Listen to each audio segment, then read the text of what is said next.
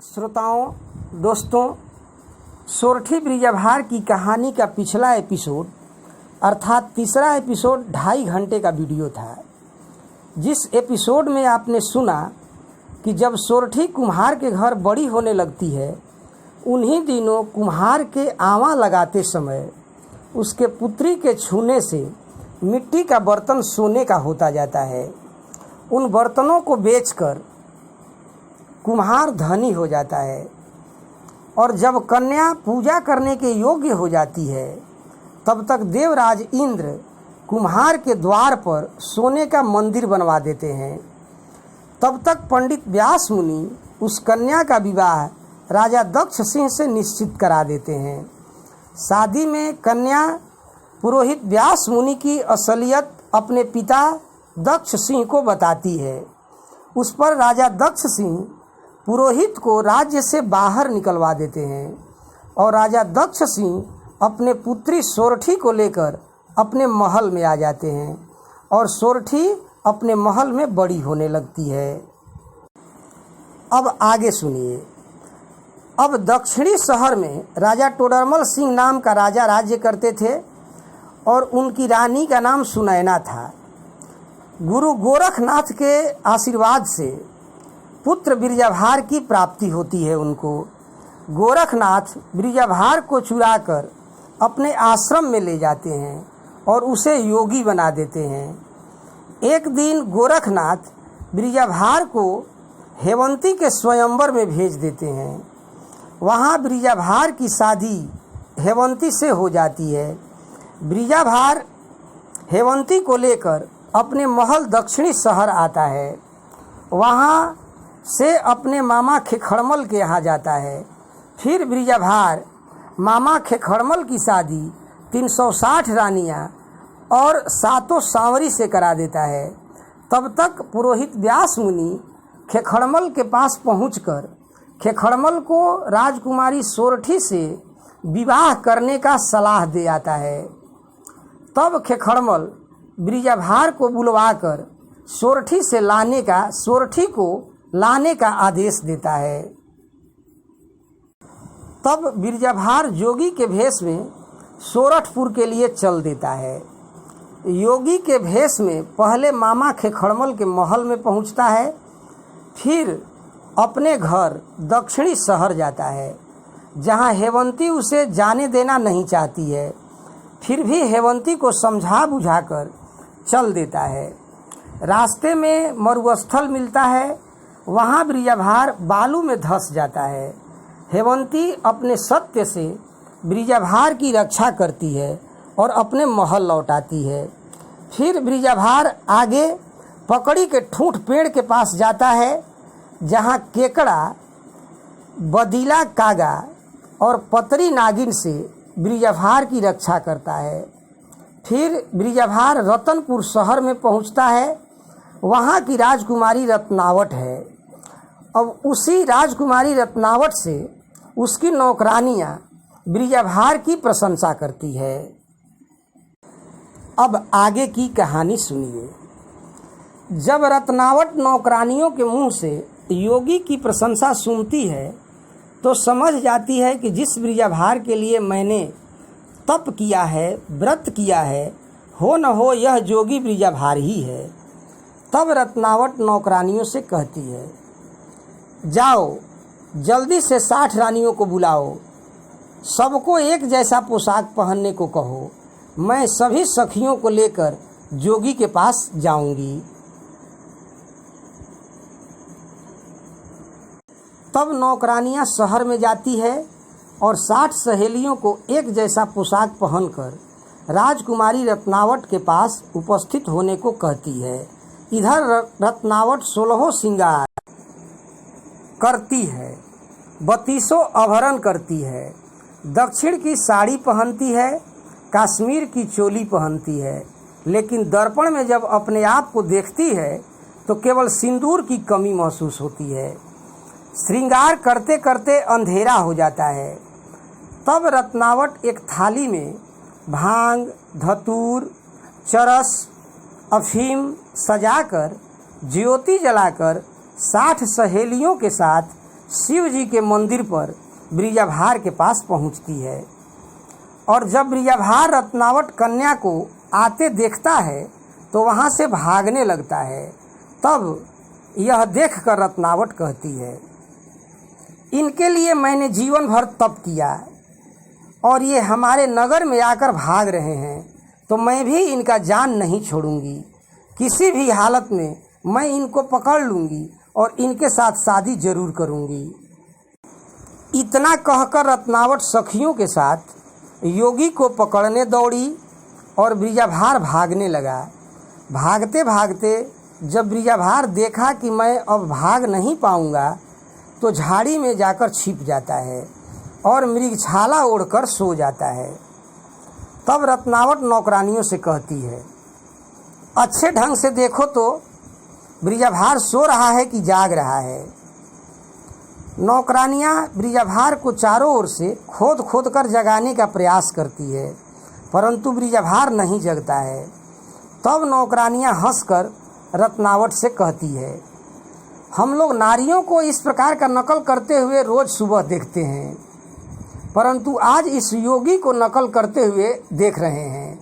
राजकुमारी जी, ये जोगी जगा हुआ है, केवल सोने का नकल किया है। तब रत्नावट कहती है, मैं इसके पास इतनी देर से आकर खड़ी हूँ, यह दोशाला तानकर सो रहा है। जाओ रेशम की डोरी लाओ और इसे बांधकर हम लोग अपने महल में ले चलेंगे। तब ब्रिजाभार जग जाता है और रत्नावट से कहता है, ऐ राजकुमारी, जिस राह से आई हो उसी राह की ओर लौट जाओ। क्यों मेरे पीछे व्याकुल होकर घूम रही हो? तुम जैसे 360 गदहियों को मैं रास्ते में छोड़कर आ रहा हूँ। हमारी पत्नी जो इतनी सुंदर है कि जिससे सारा घर अंजोर हो जाता है, उसे लाल पलंग पर छोड़कर आया हूँ। मैं तुम्हारी जैसी गदही के साथ कैसे जाऊँगा? तुम लोग अपने घर जाओ। तब रत्नावट कहती है, हम लोग तो 360 गदही हैं, लेकिन तुम तो पत्थर चट्टान हो। तब ब्रिजाभार कहता है, मैं पत्थर चट्टान हूँ, इसीलिए आधी रात को थाल सजाकर मेरी पूजा करने आई हो। तब रत्नावट कहती है, ए जोगी, तुम कितना भी पाखंड प्रपंच कर लो, मैं तुम्हारी जान नहीं छोड़ूंगी। सोने का सिन्होरा लेकर रत्नावट जोगी के आगे खड़ी हो जाती है और ब्रिजाभार से कहती है, ए जोगी, इस सिन्होरा से सिंदूर निकालकर मुझे सिंदूरदान कर दो और मुझसे विवाह कर लो। तब ब्रिजाभार कहता है, ए राजकुमारी, हमारी बात ध्यान से सुनो। मेरे गुरुजी का पता नहीं कहाँ भुला गए हैं, उन्हीं को खोजने के लिए मैं जा रहा हूँ। जब मैं उधर से आऊँगा लौटकर तो तुम्हें अपने साथ लेकर चलूँगा। तब तक तुम मेरे लौटने का इंतज़ार करो, परंतु अभी जाने दो। तब रत्नावट कहती है, ऐ जोगी, तुम कितना भी बहाना करो, मैं आपकी बात नहीं मानूंगी। तुम लाख कोटि उपाय करो, मैं बिना शादी किए आपको नहीं जाने दूंगी।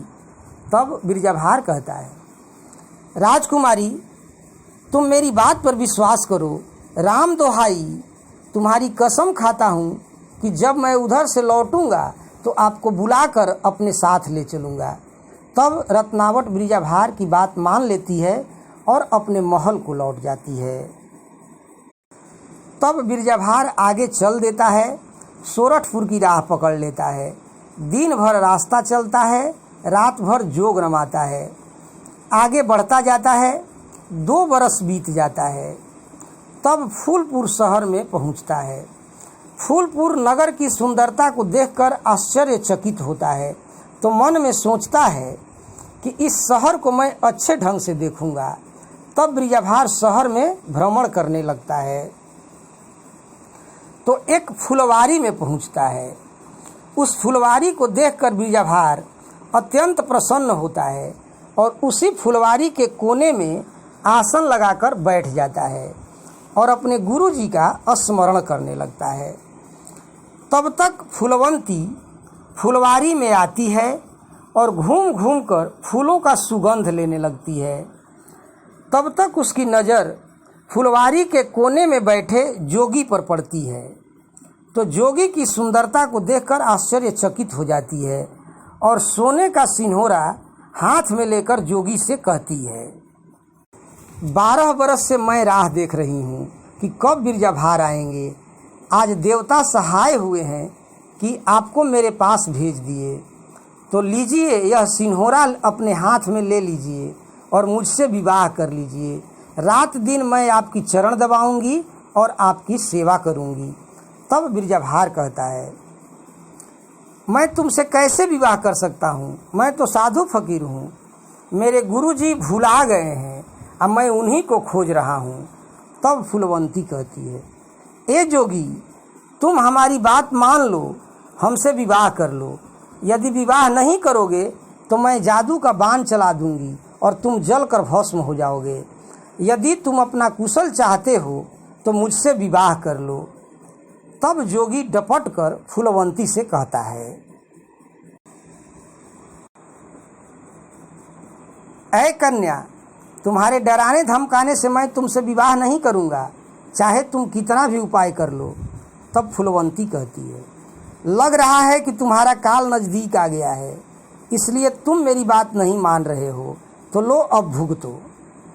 इतना कहकर फूलवंती हाथ में सरसों लेकर बिरजाभार पर जादू का बाण चला देती है और बिरजाभार चिल्ह बन जाता है।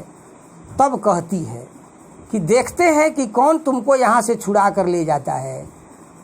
और तब फूलवंती चिल्ह को आसमान में टांग देती है। तब इधर हेवंती का तुलसी का चौरा मुरझा जाता है। तब हेवंती समझ जाती है कि मेरे स्वामी पर कोई संकट आ गया है। दर्पण में अपना चेहरा देखती है तो सिंदूर मलिन लगता है, तो आंखों से आंसू बहाने लगती है। तब इस हाल को देखकर हेवंती तुरंत उड़न खटोला पर चढ़ती है और तुरंत गुजरात अपने मामी सातो सांवरी के पास पहुंच जाती है। जब सातो सांवरी हेवंती को देखती है तो सातो सांवरी समझ जाती है कि कुशल नहीं है। हेवंती मामियों का चरण छूती है और कहती है, हे मामी, मेरे ऊपर विपद पड़ गया है, जल्दी से तैयार हो जाओ। तुम्हारे भगिना बिरजाभार को फूलवा चील बनाकर आसमान में टांग दी है। तब सातो सांवरी हेवंती से पूछती है, बहू, तुम्हारे पास कितना जादू है, हमें बताओ।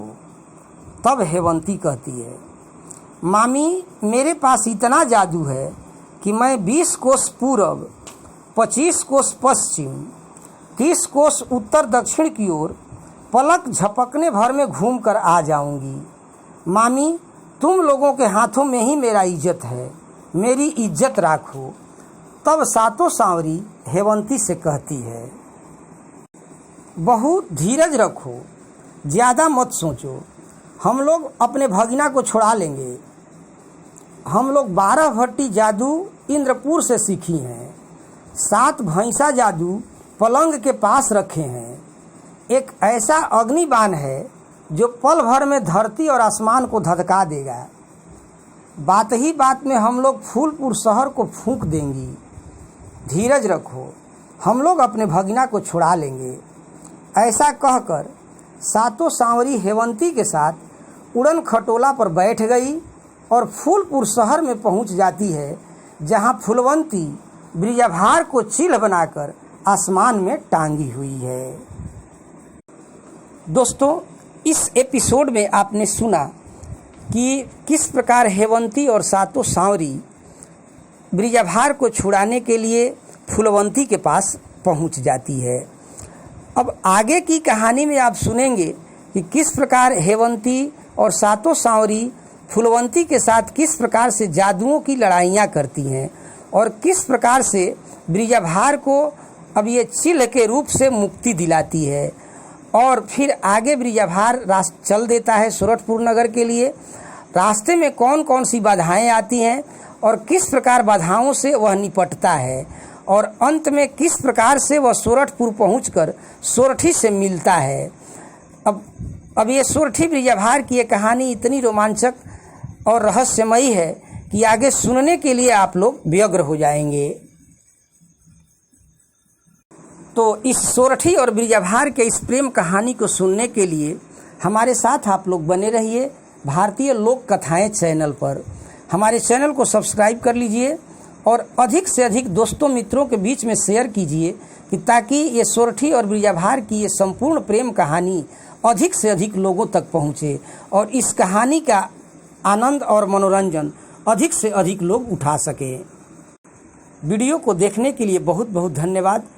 चैनल को सब्सक्राइब कर लीजिए और अधिक से अधिक लोगों में शेयर कीजिए। अब आगे की कहानी हम अगले एपिसोड में लेकर आएंगे। अगला एपिसोड 20-20 मिनट का एपिसोड होगा। ये एपिसोड 15 मिनट का है। वीडियो को देखने के लिए बहुत बहुत धन्यवाद। जय हिंद, जय भारत।